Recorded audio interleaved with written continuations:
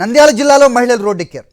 తమ ఇళ్ల పట్టాలను లాక్కోవద్దు అంటూ మంత్రి ఫారూక్ ఇంటి వద్ద నిరసనకు దిగారు. వైఎస్ జగన్ హయాంలో తమ కేటాయించిన భూములపై కూటమి నేతల కన్ను పడిందని ఆవేదన వ్యక్తం చేశారు మహిళలు. గతంలో నిరుపేదలకు ఇచ్చిన ఇళ్ల స్థలాలకు మాత్రం భారీగా విలువ పెరగడంతో పట్టాలను లాక్కునే ప్రయత్నం చేస్తున్నారని మండిపడ్డారు. మంత్రి ఫారూక్ ఇంటి వద్ద బైఠాయించి తమకు న్యాయం చేయాలంటూ డిమాండ్ చేస్తున్నారు.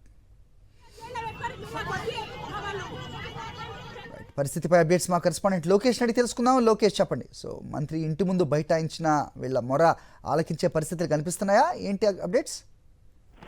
అది చూసుకున్నట్లయితే నంద్యాల జిల్లాలో యొక్క కూటమి ప్రభుత్వం యొక్క నిర్వాహకం వల్ల మహిళలంతా రోడ్డెక్కి ఆందోళన చేస్తున్న పరిస్థితి కనపడుతుంది. నంద్యాల మండలం కానాల గ్రామానికి సంబంధించిన సుమారుగా 650 మంది లబ్ధిదారులకు వైఎస్ జగన్మోహన్ రెడ్డి హయాంలో ఇళ్ల పట్టాలు ఇవ్వడం జరిగింది.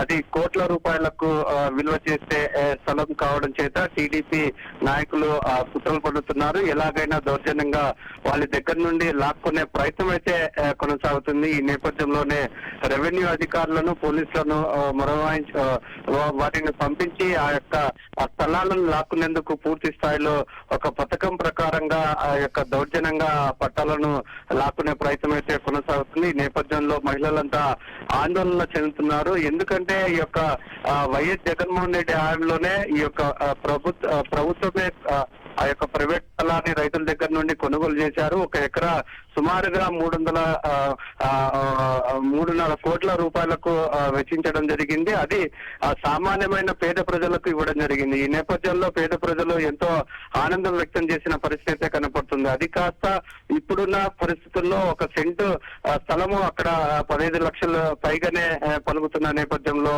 ఎలాగైనా కానీ వారి దగ్గర నుండి సామాన్య పేద ప్రజల నుండి ఇళ్ల పట్టాలను తిరిగి పొందాలనే ఉద్దేశంతోనే కుట్రలు పన్నుతున్నారు. అదే ఆ నేపథ్యంలోనే ఇక మహిళలు కూడా ఆందోళన చేస్తున్నారు. వారి యొక్క పరిస్థితి సరిగా లేకపోవడంతో అక్కడ ఇళ్లు కట్టించుకోలేని స్థితిలో ఉన్న నేపథ్యంలో ఖచ్చితంగా దానిని రెవెన్యూ అధికారులను అడ్డు పెట్టుకొని ఏ విధంగానైనా దౌర్జన్యంగా మా దగ్గర నుండి ఇళ్ల స్థలాలను కాజేయడానికి టీడీపీ నాయకులు కుట్ర పొందుతున్నారంటూ ఆ జిల్లా కలెక్టర్ కి విన్నపించుకోవడం జరిగింది.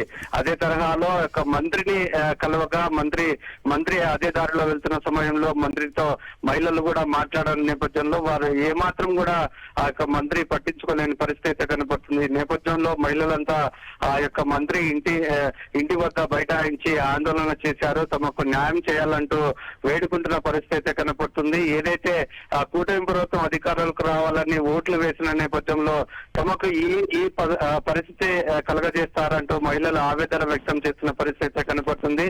ఏదైతే టీడీపీ నాయకులు దౌర్జన్యంగా తమ ఇళ్ల పట్టాలను కాజేయడానికి ప్రయత్నం చేస్తున్నారు కాబట్టి ఖచ్చితంగా తమ ఇళ్ల పట్టాలను తమకే ఉండే విధంగా చేయాలని ఏదో అప్పు సొప్పు చేసి ఆ యొక్క ఇల్లును కూడా త్వరలోనే కట్టించుకుంటామంటూ మహిళలంతా ఆవేదన వ్యక్తం చేస్తున్న పరిస్థితి కనపడుతుంది. ఇటు టీడీపీ నాయకులు చేస్తున్న అరాచకాలను మాత్రం మంత్రి సపోర్ట్ చేస్తున్నట్లుగానే కనపడుతుంది. ఎందుకంటే ఇంతమంది వందలాది మంది మహిళలు ఆయన ఇంటి వద్ద ఆందోళన చేస్తున్న నేపథ్యంలో మంత్రి గాని అధికారులు గాని ఏమాత్రం స్పందించలేదు. వారికి ఎటువంటి హామీ ఇవ్వలేని పరిస్థితి కనపడుతుంది.